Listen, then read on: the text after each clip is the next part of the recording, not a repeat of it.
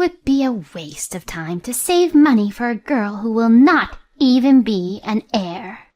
My mother-in-law and my husband did not feel bad for the fact that they went on a trip to Hawaii with the money they had withdrawn from our child's school savings account. I had run out of patience and declared, "I'm getting a divorce."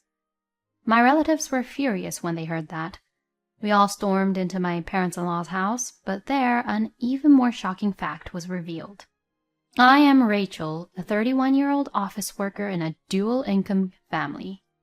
We have a family of 3, my husband Daniel and our daughter Mia. Daniel and I were high school classmates and married upon graduation from college. Mia was born during our second year of marriage. Mia is now 7 years old and in the first grade of elementary school. My in-laws live in a neighboring state. Daniel is their second son, but his brother, the eldest son, lives a few hours away. My mother-in-law said that my brother-in-law who left my parents-in-law's house was a heartless person and doted on Daniel, her second son. Daniel had been neglected because he was the second son, and he had been compared to the eldest son, who was superior in every way. So when the eldest son moved away from the family, his mother changed her attitude. My mother-in-law interferes in our house at every opportunity, and she has an ill attitude toward me. She does not seem to think well of the fact that our child is a girl. "Rachel, Daniel is the second son, but we plan on having him become the heir of our family. So you need to have a son so that he can take Daniel's place in the future." She would say this to me constantly. She would even say this right in front of Mia. So I told her, "Please, don't say these kind of things in front of Mia." I asked my mother-in-law. "Oh, I'm sorry. It's not that Mia isn't cute. But once she gets married, she'll leave the family. This is why we need a son to keep this family alive." I couldn't get anywhere with her. Mia cried as she listened to this conversation. "Am I not needed because I'm going to get married one day? Does that mean I have to say goodbye to Mommy and Daddy when I get married?" she would ask me. "That's not true. You can still hang out with us, even once you're married. You are our little treasure." I told her that, and I hugged her tightly. I talked to Daniel about this. "My brother has left the house because his wife insisted. As the second son, I have to take care of Mom, and she's right. Woman will leave someday, so I have to have a son and raise him to be a strong heir." I couldn't get through to him at all. One day, when I was worrying about such things, my mother-in-law called me with a happy look on her face. "I bought a new car, and it was delivered today. I want to show it to Daniel, so I'll drive over there today to visit him." With that said, my mother-in-law was to come to our house when Daniel came home. Daniel came home before my mother-in-law did. "Your mom told me that she bought a new car and it was delivered today," I told him. "Oh, it finally arrived. I saw it once at the car shop, and it looked really cool." "Daniel, you saw the car?" "Yes, I did. I went with her to see it. It cost quite a bit of money, but I'm glad I got the loan." "What? What do you mean?" "I was the one who bought my mom a car. I had to borrow some money, though." "Why? You didn't talk to me about this." "Well, you would have been against it if I talked to you about it." "Of course I would. We need to start saving for Mia's future." Just as we were about to argue, the doorbell rang, announcing the arrival of my mother-in-law. I guess we'll continue this later. "I can pay for it within my allowance, and it won't bother the family budget. I want to be filial to my parents, too. I apologize for taking out a loan without consulting you, so please, forgive me." I was not convinced, and we ended up talking about this issue. I thought about talking to my father-in-law about it, but when I visited my parents-in-law's house, he was mostly out of the loop. Above all, I didn't have any father-in-law's contact information, and even if I wanted to visit their house, it was impossible to know when my mother-in-law would be gone. Although the pressure from my mother-in-law to give birth to a baby boy did not change, I was spending my days peacefully without any major events. My mother-in-law visited me without notice about twice a month, usually on Daniel's day off. After my mother-in-law made a sarcastic remark to me, Daniel and her went out together in the evening and did not return until morning. I wondered what Daniel was doing on his day off, spending all day with my mother-in-law. I was concerned, but I was working from home on my days off to compensate for Daniel's extravagance, and I thought he was taking his mother out of the house, who was toxic to Mia as well. I let this go, thinking this was for the best. I couldn't even take a proper vacation, and I felt bad for Mia. I worked hard every day to try to make ends meet. However, just before Mia started elementary school, something shocking happened. It was one day at the end of the year, 1 week before New Year's Eve. Daniel announced that he and my mother-in-law were going on a trip to Hawaii. The timing of this announcement was such that we could not even cancel the trip with a departure date just 3 days away. I was so surprised that I raised my voice and questioned Daniel about it. "What are you thinking? You didn't even talk to me about it, and on top of that, going on a trip with just your mother?" Well, Mom's health has been getting a little worse lately, and this may be the last time we travel overseas. Mom really wants to go to Hawaii for New Year's Eve. Why doesn't your mother and father just go themselves? Didn't you at least think of taking me and Mia with you? No, because with my allowance, I can only afford tickets for me and my mom. Daniel's slurred answer left me with no energy to speak.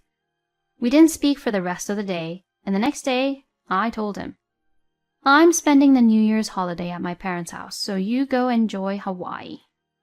I took Mia back to my parents' house. However, I was not convinced that Daniel's allowance would be enough to cover the travel expenses for the two of them. So, I decided to take various documents related to the family finances back to my parents' house and examine them. I checked the bank statements, the mortgage of the house, and my own premarital bank account, but there was nothing suspicious at all. However, there was no evidence of money being withdrawn from Daniel's account either. I thought it was unlikely, but I checked Mia's school savings account. My worst fears were correct. Daniel had canceled Mia's tuition deposit. My outrage was so severe that I decided to divorce Daniel on the spot. I explained the situation to my uncle, who is a lawyer, and has just come to my parents' house for New Year's holidays. I asked him for advice about divorce. "I'm sorry, Uncle. I didn't want to bring it up at a time like this." What's wrong? Did something happen? Is your husband not with you? "About that. He's currently on a trip to Hawaii with his mother. He said they wanted to spend the New Year's in Hawaii together." What about you and Mia? We were left behind. He said he could only afford 2 tickets. What the hell? He left behind you two and went on vacation with just his mother? Yes, and on top of that, the money for the trip came out of Mia's tuition fees.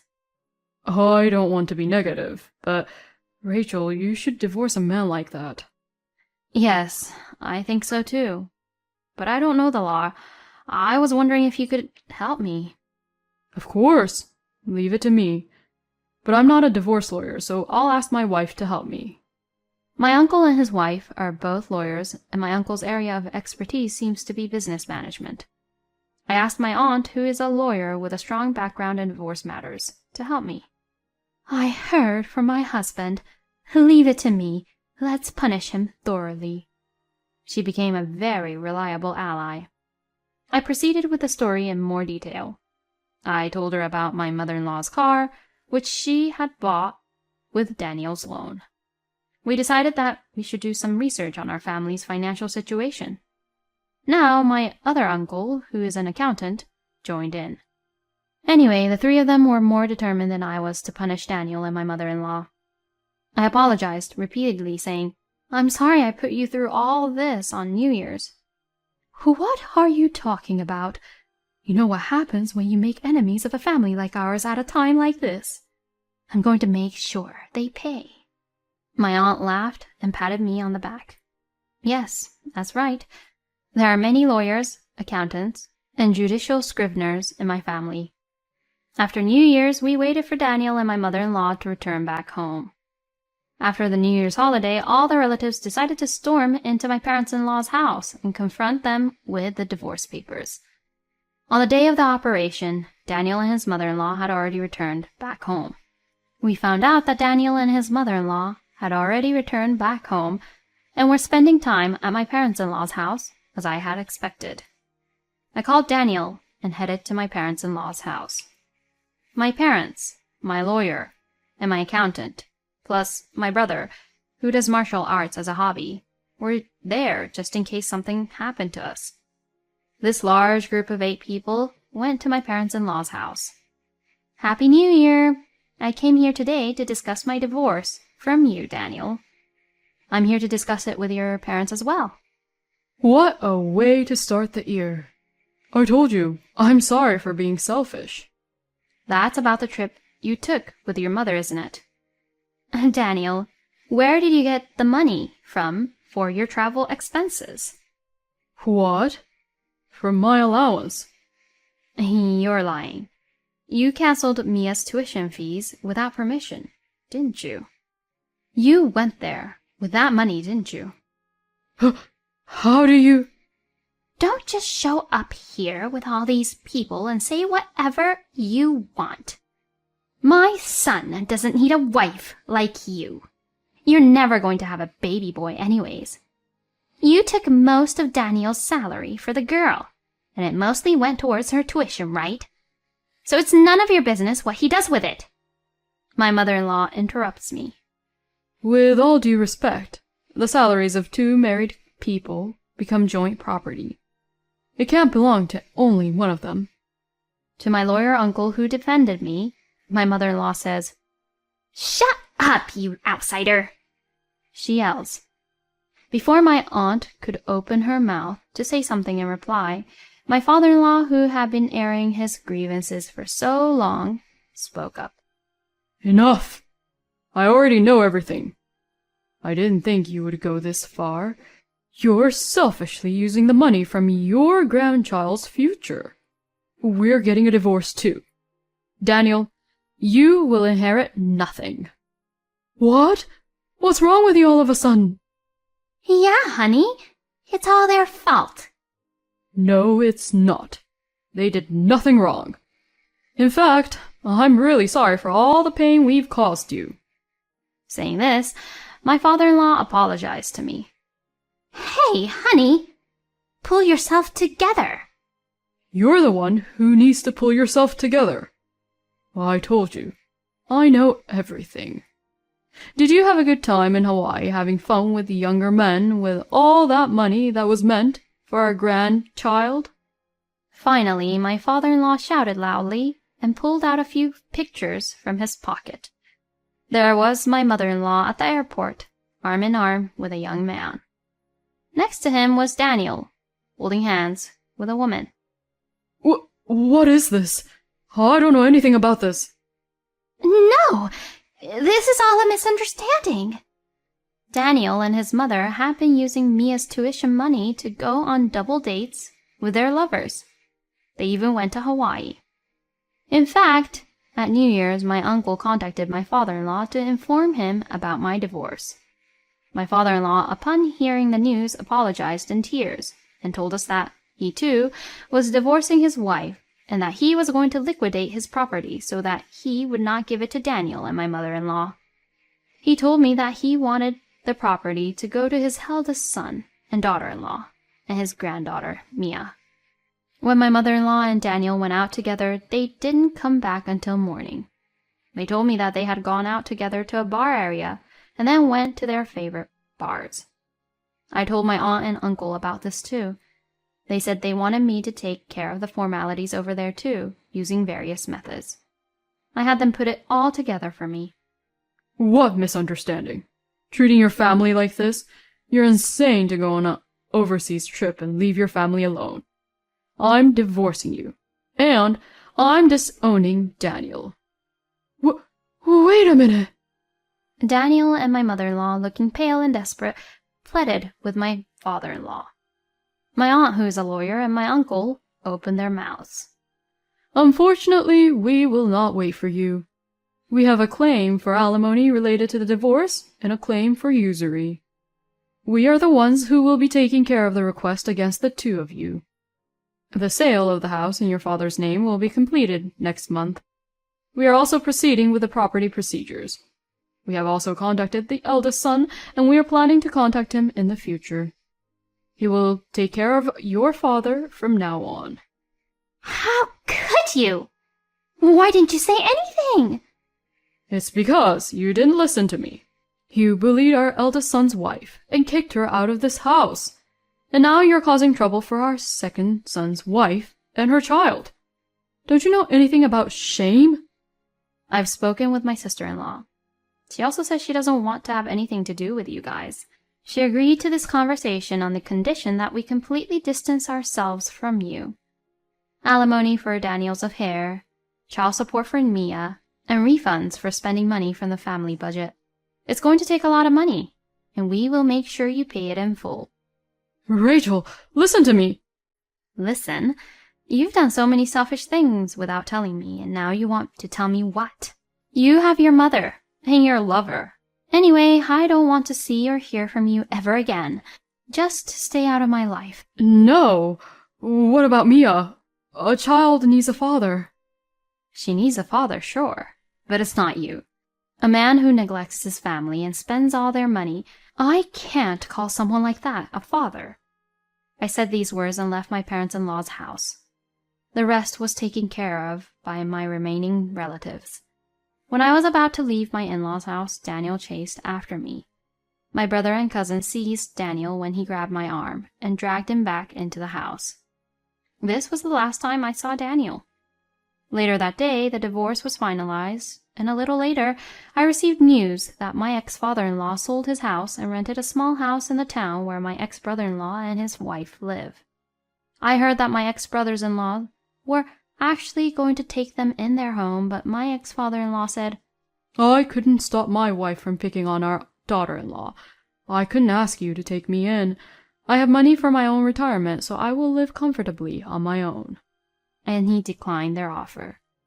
However, the children at my ex-brother-in-law's place seemed to love their grandfather.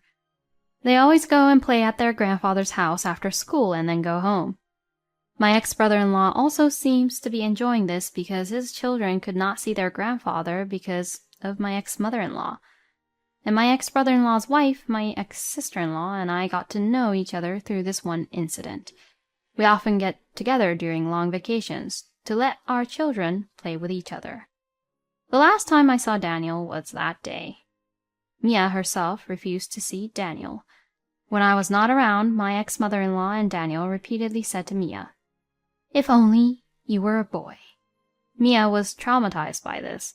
She was afraid that they would say such words to her again, so she refused to see Daniel. When Mia grows up, she may want to see him again, but until she says that, I won't let Daniel see Mia. My ex-father-in-law sold his house, so Daniel ended up taking care of my ex-mother-in-law. They are living together in the house where our family used to live. However, since we were both working, taking in my ex-mother-in-law, who has no job, has meant that the family income has gone down while his expenses have gone up. My ex-mother-in-law started working part-time at a local supermarket. Daniel also started working part-time at night. The reason I know this is because a neighbor witnessed this, and was a good friend of mine, contacted me to ask what happened. I explained the whole thing to him. I don't know what happened after that, but in that neighborhood, I'm sure they're struggling to survive. Furthermore, it seems that my mother-in-law had fallen in love with a young man and had even borrowed money to pay him off. She is now piled with debt. According to my aunt, they will both go bankrupt before long. I rented a house near my parents' house and live with Mia. My brother and parents love Mia very much and often take her to play with them on holidays. My brother, who is a bachelor, said, I'm not thinking of getting married at all, and I don't want to have children of my own. But I don't know if it's because of that, but Mia is really cute, and I would do anything for her. He takes Mia to his work barbecues and lets Mia play with children her own age. I once asked Mia if she misses her father. Even though I don't see him, I don't miss him at all because I have uncles, grandparents, and grandma, she said. Of course, I think she is being nice to me even though she is a child. When I saw Mia and my brothers coming home exhausted on holidays, I was reassured that Mia will not be unhappy because of her father's absence. And recently my brother has been asking me if there is anyone good enough for me. I asked him about it, and it seems that he wanted to introduce me to a single guy who works with my brother. He seemed to take an interest in me at a barbecue. My brother told me, "He's a really nice guy, but he can't have kids of his own. That's why he can't get married, and he can't even be in a relationship. He liked you a lot. I can vouch for his character, and I'll take responsibility if anything happens to you." We are planning to go out for dinner next time. I still don't have the courage to take a new step forward in terms of marriage and love, but I would like to move forward with Mia in a happy new life with the support of those around me.